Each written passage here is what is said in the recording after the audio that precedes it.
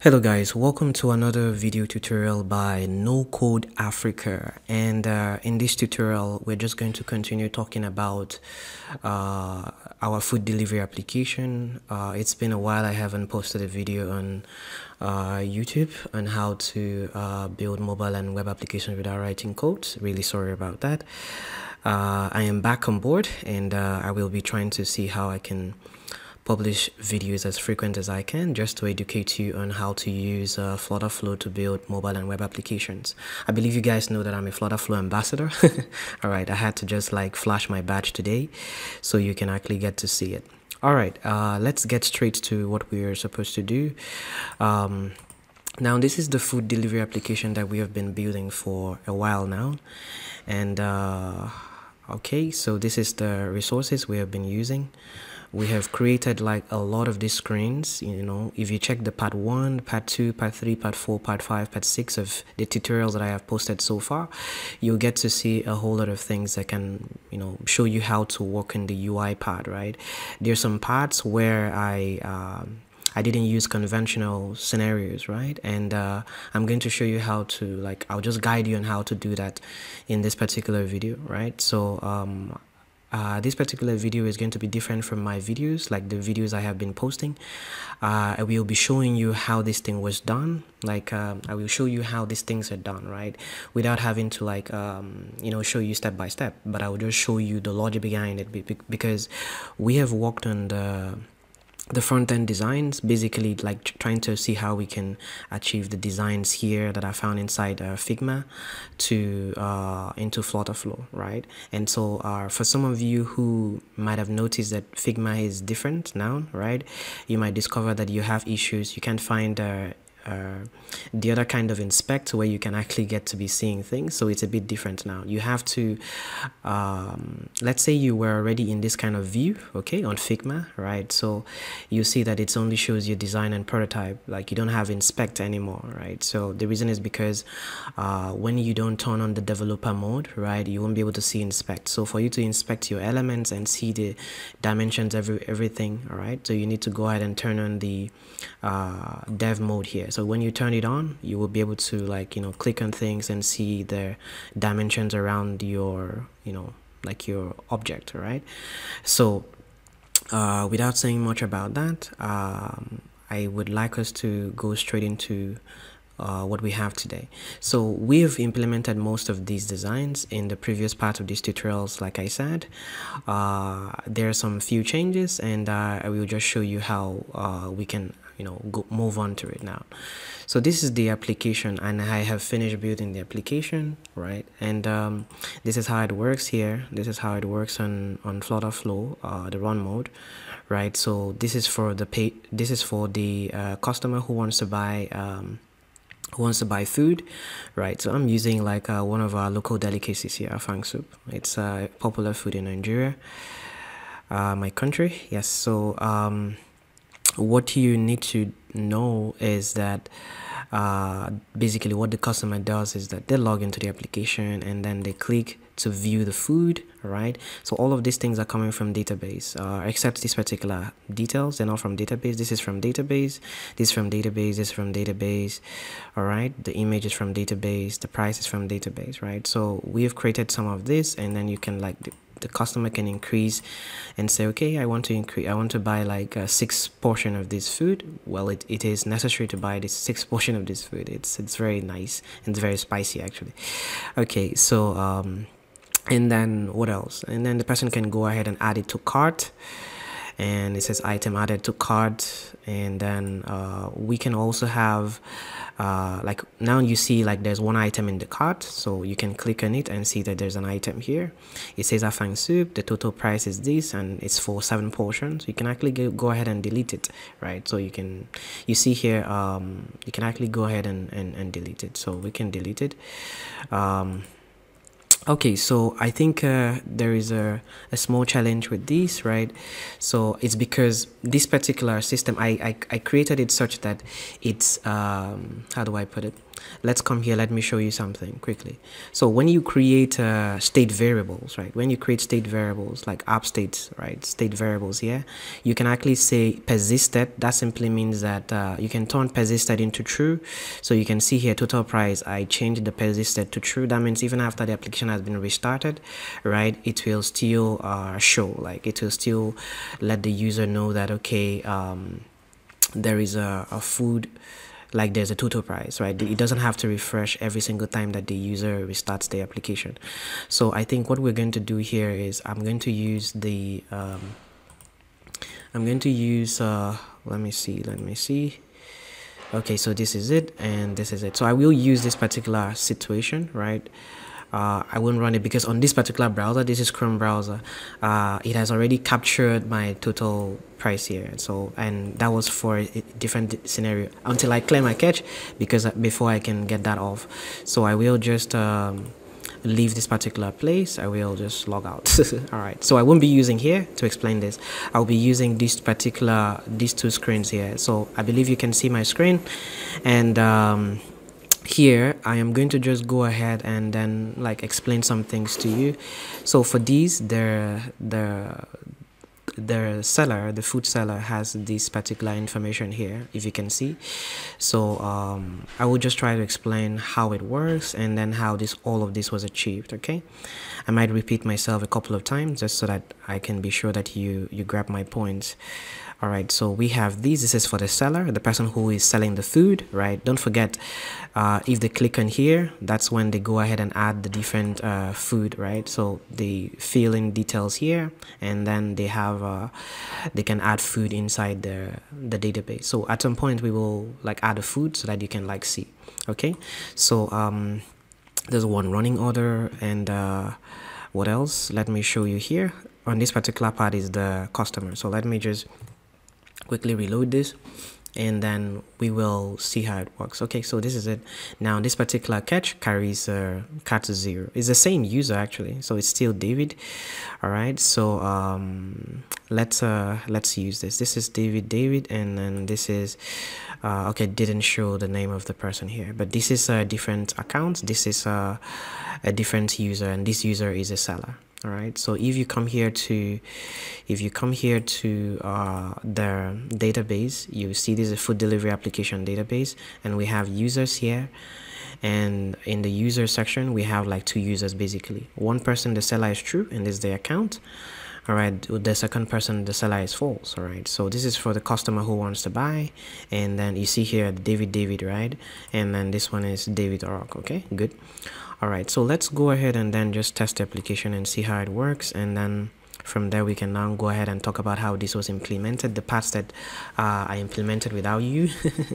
Yeah, so all right, I did this because I don't want the tutorial to be so long, and I want you to be able to like really pay attention to mostly the logic. I know you can work on the UI now, so just the logic on how different things were implemented. So this is the account for the user. The user can just go ahead and then like click on this particular item, right, and then increase the count here or reduce the count, right? So I want to buy like $5,000 worth of afang soup. Really good. It's a very good decision if you ask me. I know what I'm talking about. So you can click on add to cart, and then you have the item added to cart. Of course, the count also increases here.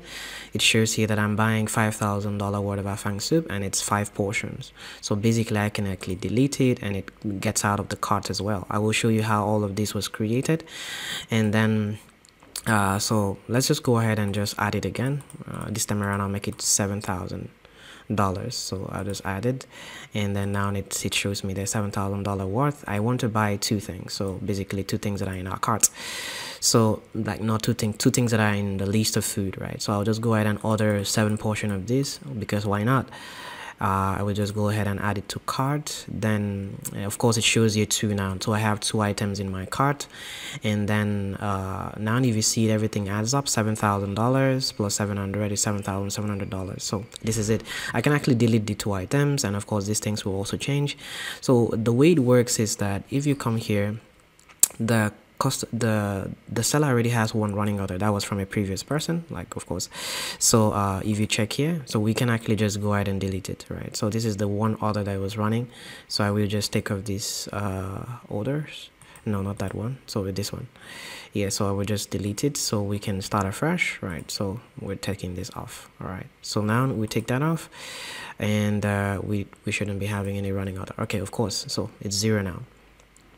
All right, so the running orders is now 0, so beautiful. So we come back to here. Now we have this. Now the way I designed it, which is just the way I prefer my backend to work, right? So is when the user is done like adding things to their cart, they can click on this button that says done, and when they click on it, they can go ahead and add their delivery address, right? So Innopolis Street, something like that. So all right, then this is the total amount of money. Of course, it matches with what we have here. They can place an order, and then the way it works on FlutterFlow, you can add payment with Stripe. So of course, when you click on adding like pay and confirm with Stripe, for instance, it will just pop up a particular window here where you add your card details, and then you proceed to make payment. We didn't integrate that, but that's pretty easy. I will try to create a video for that subsequently, but outside the food delivery tutorial, I really just wanted to bring this particular tutorial to an end. So we can pay to confirm, and then payment successful, right? So, and then everything becomes 0 again, cart is empty, and all of that. So I will show you how all of this was done. If we go to the seller now, seller has one running order, and it shows the afang soup, $7,000, quantity 7, fried rice and chicken 700, quantity 7. So this is how it was done, and I will show you how this was implemented. The way I handled my logic, it might be different from how you would handle yours.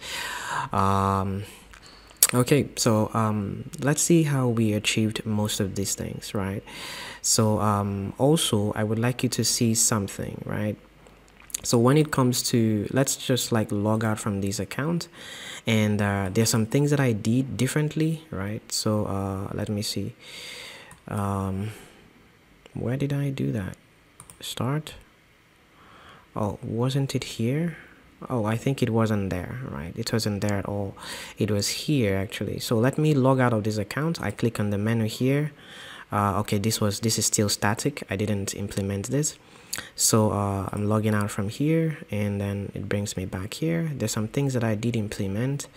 Okay, so there's some, you see, I had changed from what we were doing before. We just had static scenarios here. So I believe if time is enough, I will just like guide you through how you can implement something like this using page view. It's quite simple. All right, so let's start again, and then let's just log in. So this is the seller.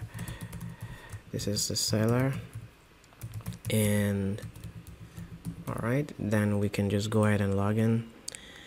All right, great. Then let's come back here and log in into the buyer, Nocode Africa HQ at gmail.com. All right, so if I told you've not actually liked this video already, please just go ahead and like the video. It helps the algorithm.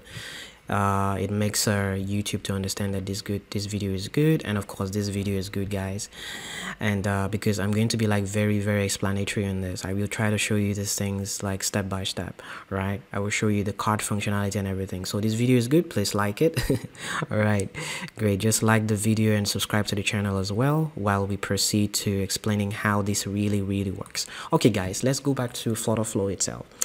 Now I will try to go from basics to pro level. So we did do some basic things, right? So the very first thing that I did was I changed some few things. If you can remember, this was the onboarding that we did. So while I was creating the tutorial, right, I did a very fast shabby work, right, which is not advisable. Yeah, so this is supposed to be a slide, right? It's supposed to be sliding, but I just exported them as images. This is not a good practice, guys. So it's not a good practice at all. And so what I finally did was I created the real onboarding screen using page view. So you see here, so you use a page view to create this particular scenario, right? So what you just need to do is, like what I did was I went ahead and just carried all of these things and took them to to the screen. So I think we can just quickly like run through these, right? So let's see if we can run through it immediately together. All right, so this is the screen, the one that I did, right? These are images, right? So it's not like the standard thing compared to this one. So we can just quickly like change it. All right, so let's change this to, we have an onboarding here, right? Okay, great. And this is also images. So let's try to change this to look like this, right? So because if you were to just preview this particular one, I think it should allow me to preview it while that is running. Let me come back here and just show you something quickly. So what I did was, the correct thing to do really is go ahead, come to the screen itself, go to, all of these are not necessary. So we need to just take off all of this. Let's see. We need to put a page view inside this column, right? So you can just go ahead and delete almost everything here. So I'm gonna just close it, and then this, close it as well. We will copy it from somewhere else, right? So we already have it somewhere else. I just want to show you how it was done, and I'm sure you will need to use it in your application. So I will just delete this, so delete this as well, and I will delete this, delete what is this? Okay, this is for skip, so delete that as well, and this, yes. Okay, so we will just bring them back. So I'll just click on here and scroll down looking for page view. This is how page view looks like. It is spread across your screen like this. Don't worry, we'll just change that. And then it has different, it allows you to swipe through, and then this thing changes. You can just go ahead and then like adjust each of these things. So these are the different pages. So I will just delete this image, right? And then in place of this image, I will just go ahead and I will come over here. Look at what I did here in this other part. So if you come to the onboarding here, we have the same thing here. So this is let me show you the page, the widget tree, so you can see it. So we have the column, and then we have the page view, you see? And then inside this page view, we have the column here. All right, and then we have all of these things inside it.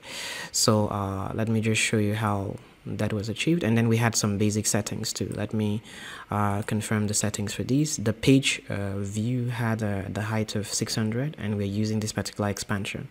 Okay, so what we do here is simple. Let's come back here. I think this was where we were. No, we were here. So now we have the page view. So how do we go ahead and set things up? Let me come here to this part and copy things. So let's copy this, Control C. Let me remove these detail here. Should I not? Okay, let's just carry it for now. We might need to remove that. So just copy this row, Control C, and then come to the onboarding, right? And then find your page view. This is the page view, and then we're going to add a column to this page view. So we add a column, then inside this column I'm going to paste this information. Great. Come back to onboarding, and then I'm going to pick different things. So I'll copy these two, Control C, go to here, click on the column and paste it too, just like that. Then come here. I'm just like refurbishing what we did before. Control C, go here. I'm just trying to show you how to quickly create that page view slide thing. And then click here, and then I think the next one is what do we need to paste? I think that's all, right? Okay, so now this is the thing we need to fix. All right, so let's see how we can quickly fix this. So you see how tall this thing is. It's not here, it's not at the center, so we will need to adjust that. And so what we need to do is go to the page view itself, and click on this expansion to make it like this, so it covers this. So let's just make these 600. All right, so it now shows like this. All right guys, I hope you see how it works. And then the next thing you need to do is this indicator alignment. This is the indicator, so you need to put it like this so it can align here at the center. All right, so then what else? We need to go ahead and then do a couple of things. Let's see, let me just bring the other thing. So we just need to bring this button, so Control C to bring this button. You can add your button, so I'm not trying to like do it from scratch. So this is it.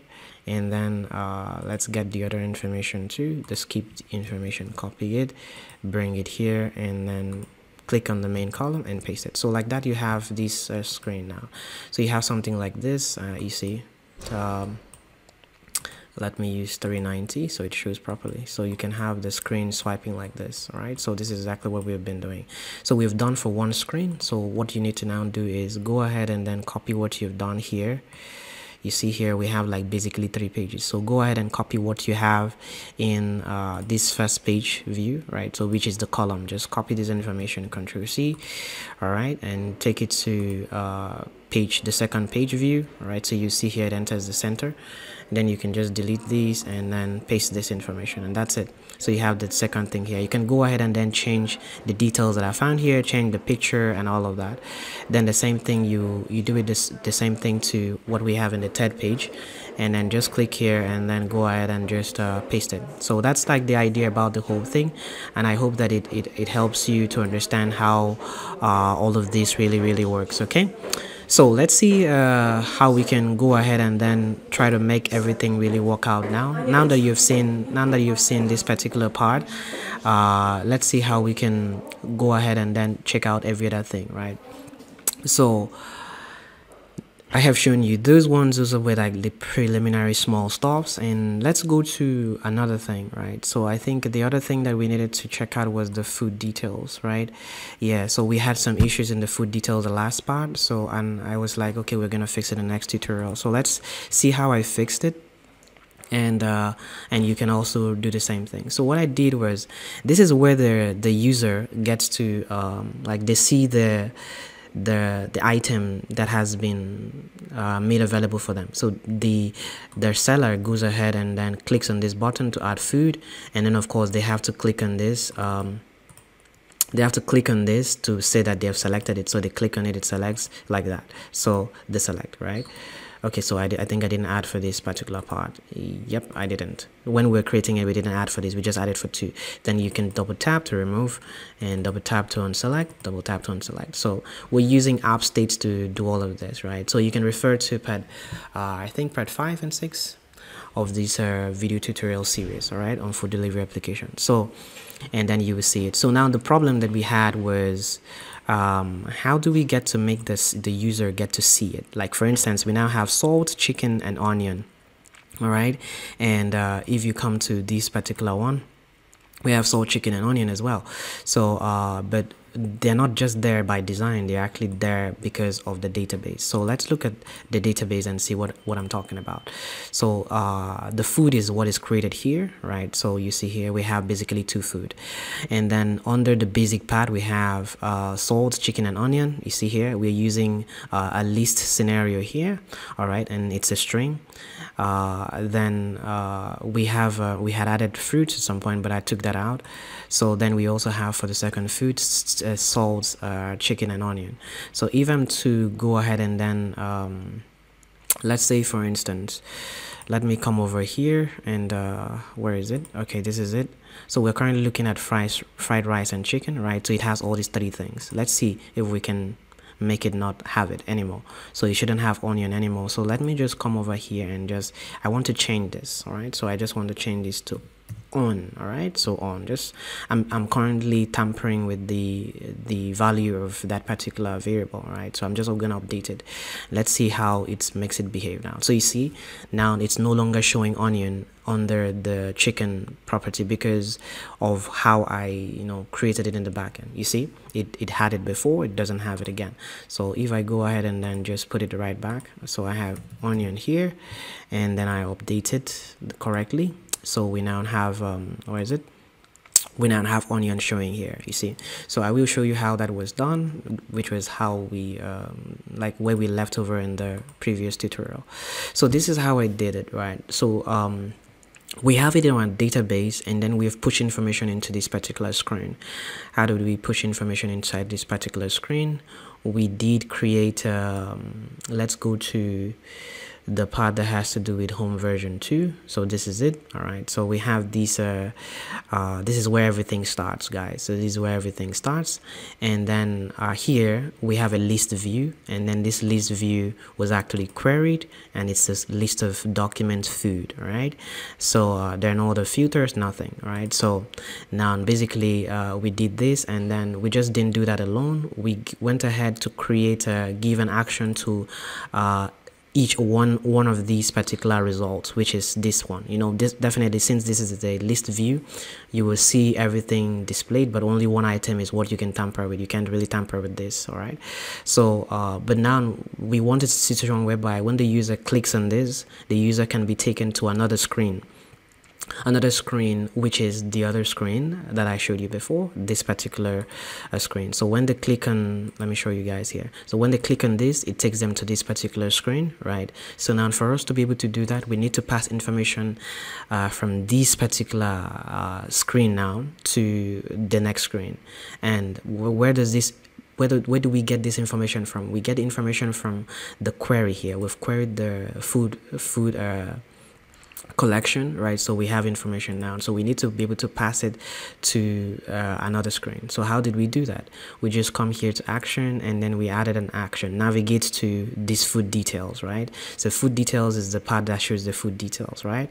And then we didn't just do that, we went ahead and then defined the parameter. Like we sent some information there. In the previous tutorial you will see it, we sent some information there, and then we cut it in the food details page, right? So if you follow the previous tutorials, you will see how we cut it here. Let me show you guys.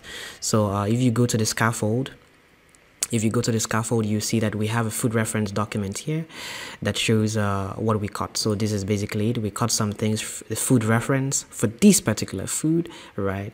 And then that's it, like this. So since we got that, that means we've gotten every detail about this food, you know, this food document. And so with that, now we need to now be able to determine what to show here. So how did we go ahead to do that? So what I did was all of this is done normal, like by design. So I now went ahead and set conditional visibility, but now there's a condition to that. So what I did now was, if you look at it very well, these things have some form of format, right? So this is index 0. So it starts from 0, it doesn't start from 1. So 0, 1, and 2. So what I did was I wrote some conditional visibility rules here, and then what I did was I now said, let's go ahead and open this first. So okay, before I talk about it, I said list item at index must be equal to salt. So you see here the first item is salt, so and then it's also stored as salt in the database. You see the correct spelling, right? So what I did simply was I said list item at index must be equals to salt. Now what does that simply mean? Let's click on this now and see what it means. So I went ahead and said that the item at index, all right, and then I now said specific index must be equal to 0, right? So like if it is equals to 0 and it is equals to salt, then let this show, right? So let me show you how we could like simply do this. I don't know, did I do it for this? I did it as well. So let's try to maybe delete this and just do it all over again. Okay, so let me show you how one was done, right? So now what I'm doing here is we've passed information into the screen, so I will just go ahead and click on this and say add conditions, single conditions. Now I want to add the very first value of the condition, so I'm going to go ahead and then click on here, and I will go to the food document, right? So I'm going to go to the food document, and then it's on the basic. So I click on basic, available options. I want to say item at index, all right? So I say item at index, and then this item at index, I want to say specific index, right? So I want to point to a particular place. So the first index I'm saying is I want to refer to the index that I find. So this particular one is like that last one here is let me see. I think 1, 2, 3, 4, 5. No, 0, 1, 2, 3, 4, 5. I think that should be the fifth one. So you can just like say 5, right? So 5. That means if the item, like look at it here, they're numbered. So 0, 1, 2. So if we have 3, 4, and 5, the fifth one should be this particular scenario, right? So so we say 5, and then we confirm. So if item at index is equals to gingers, look at this, 0, 1, 2, 3, 4, 5. So this will be the fifth one. So if it is equals to ginger, so we'll say here specific value, and then we'll put it ginger. So if it's equals to ginger, then let's go ahead and then show it. All right, so confirm. That's basically the visibility rule that I wrote there to make this happen. I hope you understand it. All right, so let's go ahead, and this was just to cover for what we did the last time, and so now this has been covered.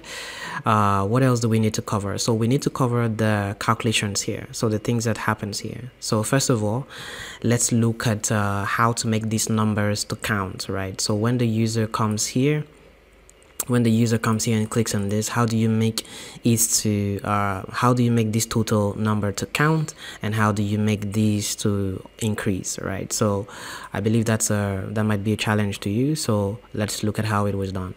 So here what I did simply was, first of all, just create the design however you want to do it, and then put a text here, right? So this is a text, you see, just put the text in between, and then we will just calculate it.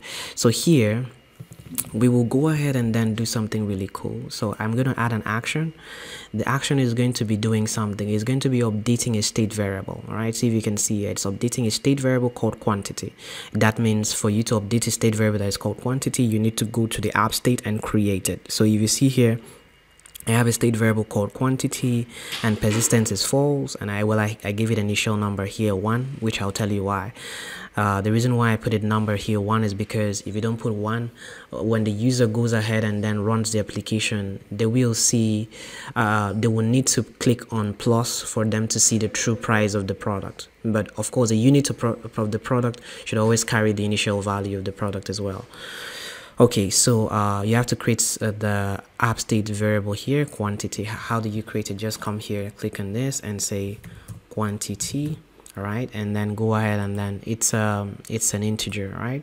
And then that's it. You click on create. It won't allow me to create it because quantity is already in use, right? So you just click on create it, and then you have quantity, integer, persistence is false. Then you can add initial value 1. Okay, so now after you've added that, what you now need to do is go ahead and then increment it, like click on this, click on this and add an action. So basically the action was to increment it, right? So just increment to decrement.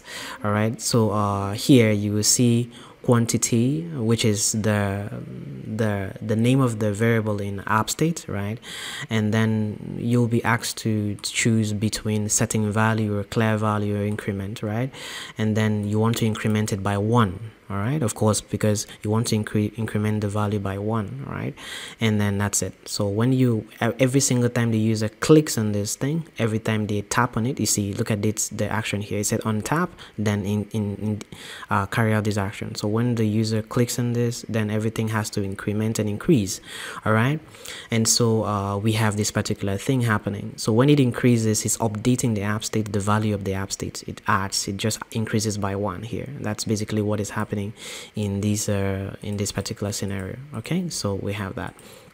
Now then here, this would have just been a normal text, like it's a normal text. What you just now need to do is go ahead and click this and fix it as the app state, right? So basically what I did was I came here, go to app state, right, and select the quantity, right? So you just select the quantity, and you can decide to say it's a number format, and that's it. All right, and then you confirm. Okay, so now you have this particular scenario, right? So you just have this quantity. So when you click this, it's going to be increasing the number, and it will show here in real time because it's rebuilding the page. See here, it says rebuild current page.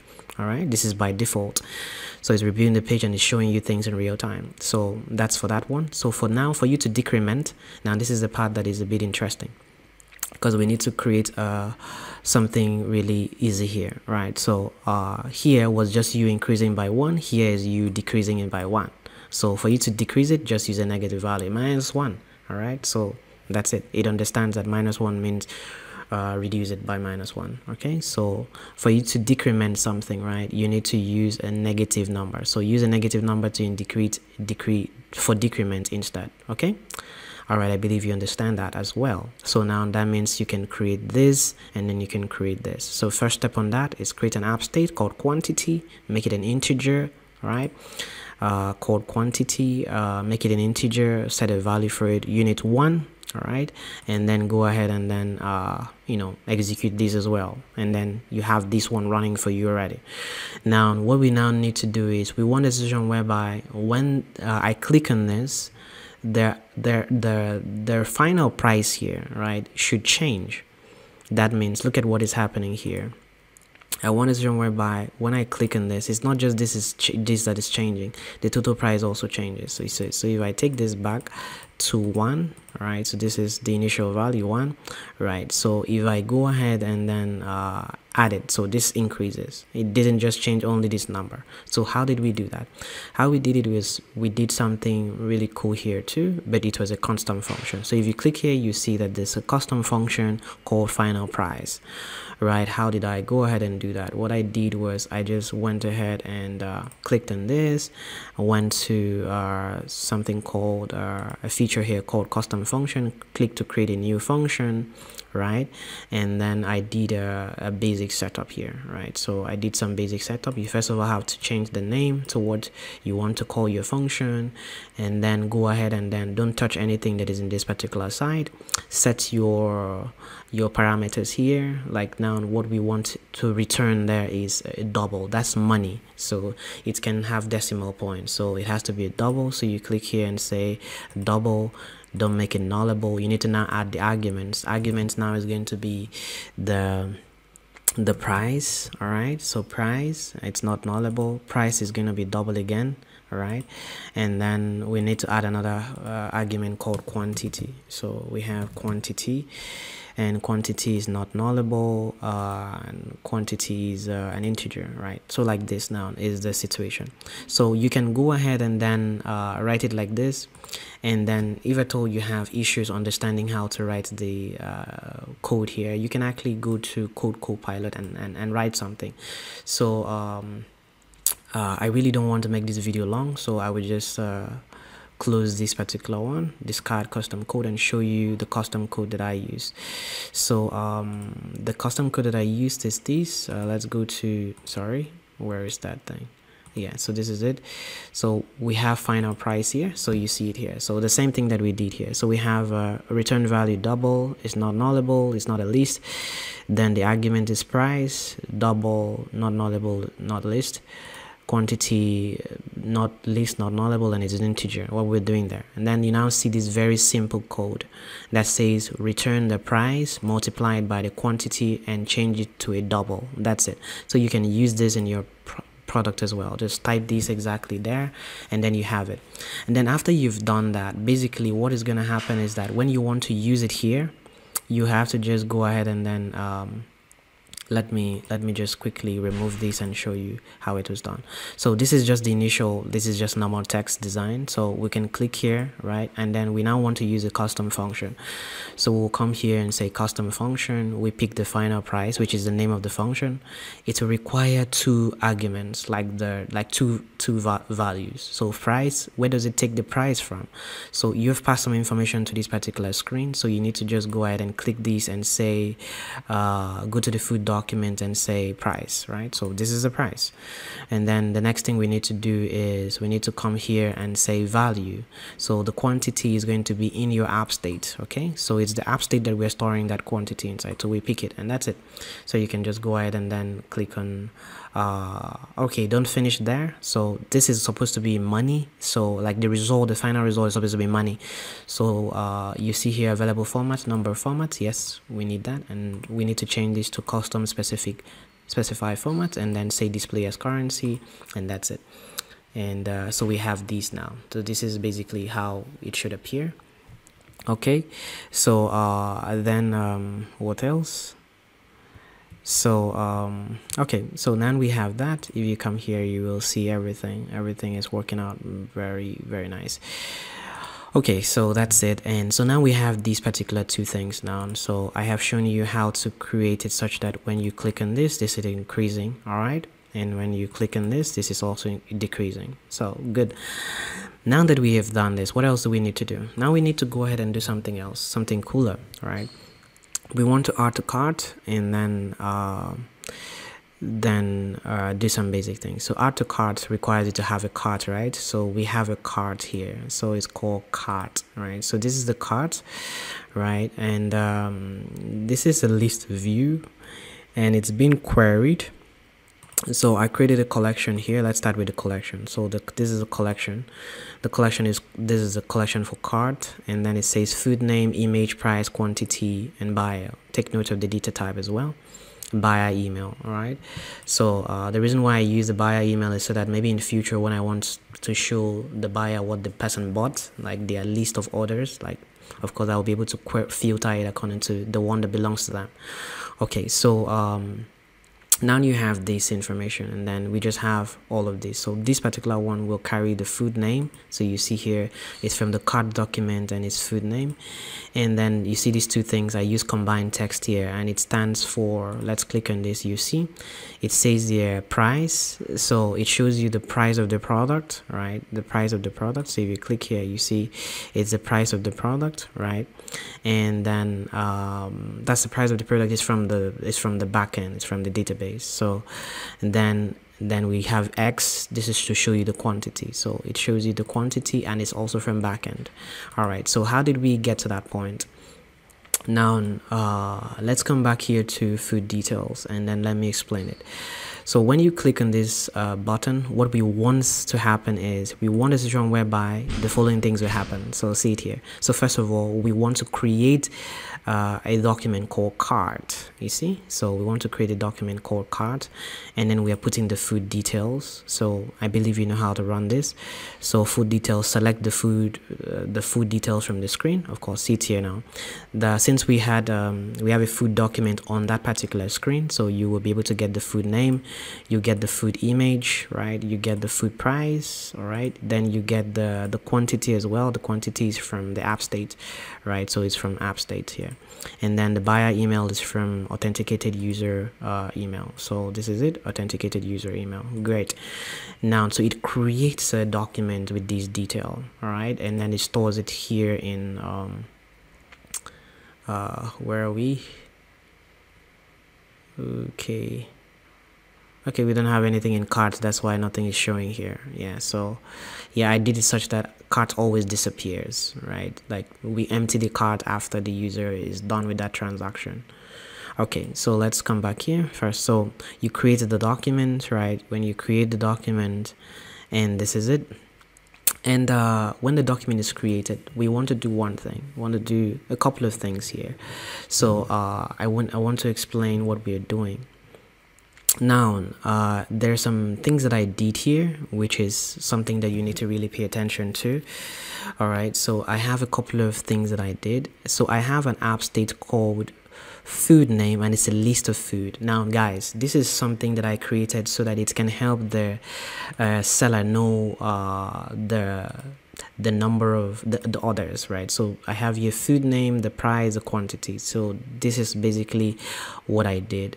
What I did here is, this is how I handled my logic. You can choose to handle yours in a different way, but this is really good, really. So what I did was simple. Now with this same icon, so this one does the creating of the document. It has to do something else. It creates it, you can see it. When you come to the cart, right, so let me show you. When you come to the cart, you can now view the things that are coming from database. That's fine. And then you can even implement this delete, which is basically, let me show you what it happens here. So when it does back and delete, it deletes the food reference, like the cart reference. So this is it. Okay, so now let me show you what I did when it comes to the app state here. Now I did something to help the sellers to know the item that have been bought and the quantity and everything.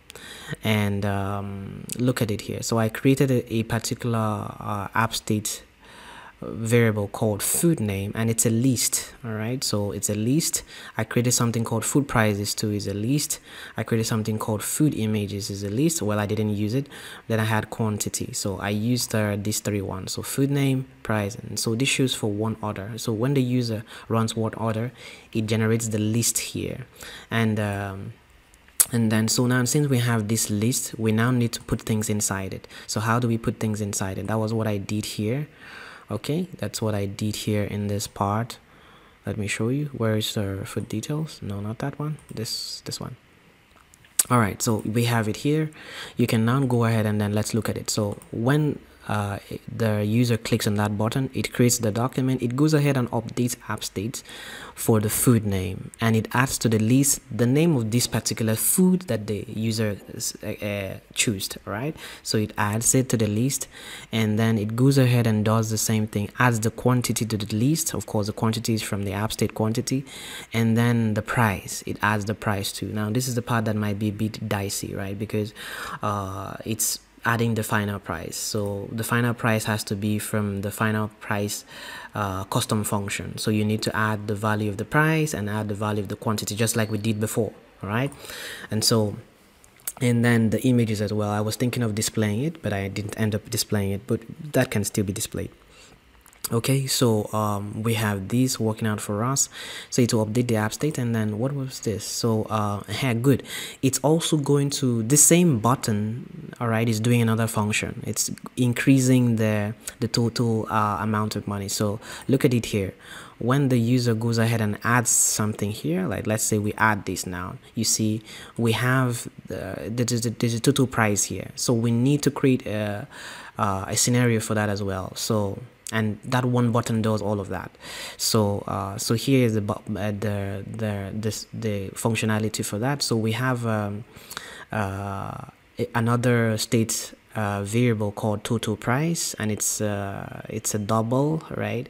And then when the user clicks on this, it just goes ahead and adds this, increments the total price variable here, right, with the amount of the food. So that's why you have the price, final price AB here. So it's still using the custom function, all right? Okay, and then we also need to do something else here. So we have another thing here, observe. It also updates the app state back to 1. Now this is something that just came up as a result of the fact that when you increase the app state variable and then you leave it there, the next food that you want to buy will have the same value of the previous app state for quantity. All right, so what I did was, after it has created all of these and it's about showing snack bar, let's set the value of quantity back to 1. Remember, we had already set it before. Okay, so now that's what this button does. Okay, so now we are done with that particular part, and then now we go back to cards, and then we see cards. So here on the cards, let's see how this was done. Now I just did a text combination, like combined text, and then I put one value here. The second one here is going to be the total price from app state, right? Okay guys, so that's like the idea, and then of course make it custom specify formats and then display as currency, and that's how we do this. And then now let's talk about this particular thing here, because when the user clicks on delete, it's supposed to also delete the item from here, not just deleting the item from here. It's also going to delete the amount from here as well. So let's look at what is happening. So here, first of all, it's doing a backend call and it's deleting documents from reference. Fine, we know that. And then now we're going to go ahead and say update the app state, and then we're saying update the app state, remove the food name from the list using food name, remove from the list the quantity, all right, and then remove from the list the price as well, right? So that's like what we did here, remove the image, everything. So you have to just create the same scenario. And then here, for us to be able to put the final price again, like the final price has to be correct, we have to remove the exact amount of money that has to do with that particular reference. So that's why we use the negative final price here, right? So I created another function called negative final price, and let's look at the function and see what it is. So it's what it does here. It's don't forget there's a price. So now we want to remove that. We can't just say minus that price because we need to know what the price is. That's why we're using a custom function here, and it has just one argument, and that argument is a price and is a double, right? So we're now saying return price multiplied by -1. all right, so simple, just simple formula. Okay, and that's it. So it's just going to multiply the price by -1 and then return it to a value, and that's what we're going to use in decrementing the because basically this is decrement, so decrementing the final total price. Okay, so that's like the idea. Okay, so I believe you've seen how that works as well. And then the final part of the tutorial is going to be me talking about what happens after they click on done. So they finish adding things to their cart. Now they need to check out. So I created a button here that says done. So we have a couple of actions here. So let's see. Now when they click on done, it creates a document in the collection called order. They are ready to make an order, right? So then it takes the food name, the price, see all of this here, and the images, well, we just took it, and then the quantity, it takes all of this, and then after that it goes ahead and pops up the bottom sheet. All right, so bottom sheet, which is called cart final. Let me show you the bottom sheet I'm talking about. So this is it. It will pop this up. All right, so they get to see this. They can put the address for delivery, and then they'll still see the final price. So this is what I'm talking about. If they go ahead and then of course let's add another item here. Let's add another item. So we add to cart. So we have these. Good. Then we can now go ahead and then say done. Right, it shows delivery address. So I can say Iqbal Road, Uyo, Ibom State, and then it shows you 2,400. I go ahead and place my order. It shows my price. Then I go ahead and pay and confirm. All right, and it's confirmed, and it clears my cart. You see, my cart is empty, right? So let me show you how that was done. And then of course the seller sees here another order, right? So this is it, and it even shows 2 running orders. So let's talk about how that was implemented. And so it pops up these, and then we come here now. So we have an action for this place order. Let's look at the actions. So here we're creating a document called payment, right? So we have a collection called payment.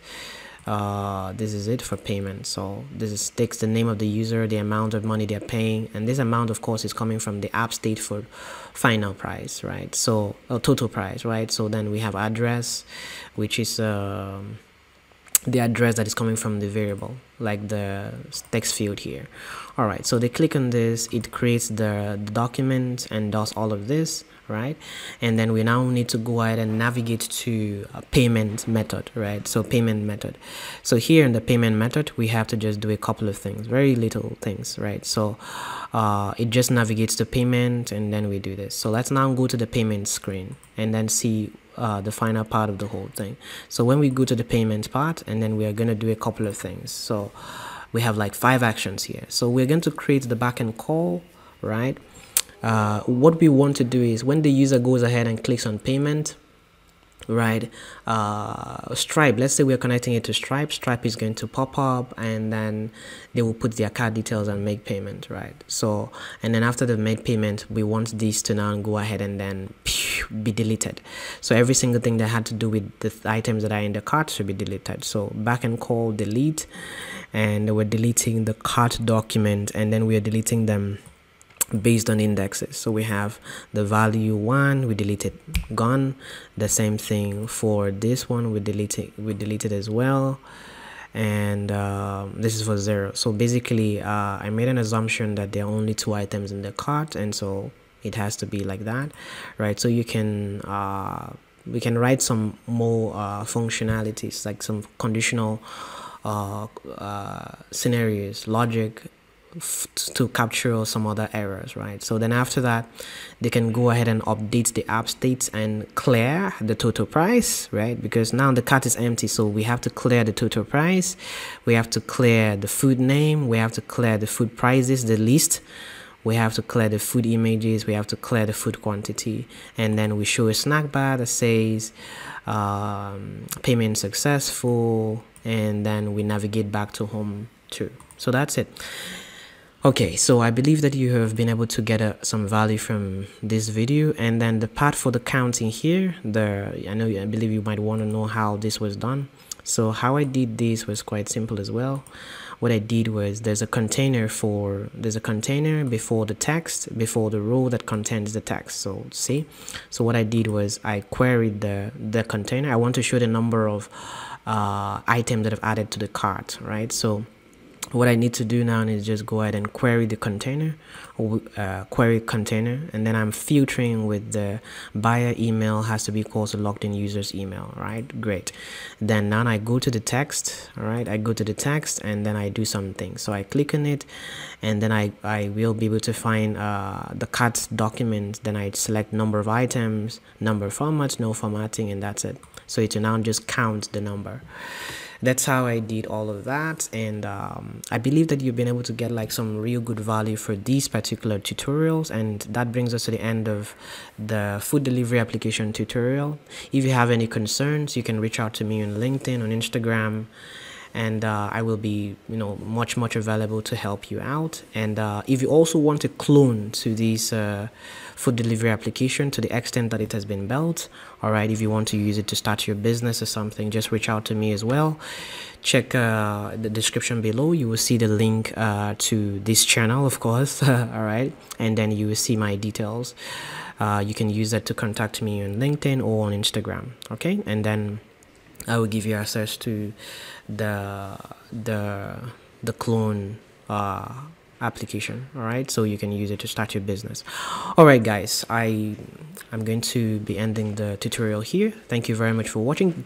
Remember to click on the subscribe button, click on the like button as well, drop some comments, and just be nice, right? So yeah, because it encourages me to create these tutorials and see how I can contribute to the community, for the FlutterFlow community. All right, guys, thank you very much, and see you in the next tutorial. I'll try to be consistent this time around. Thank you very much.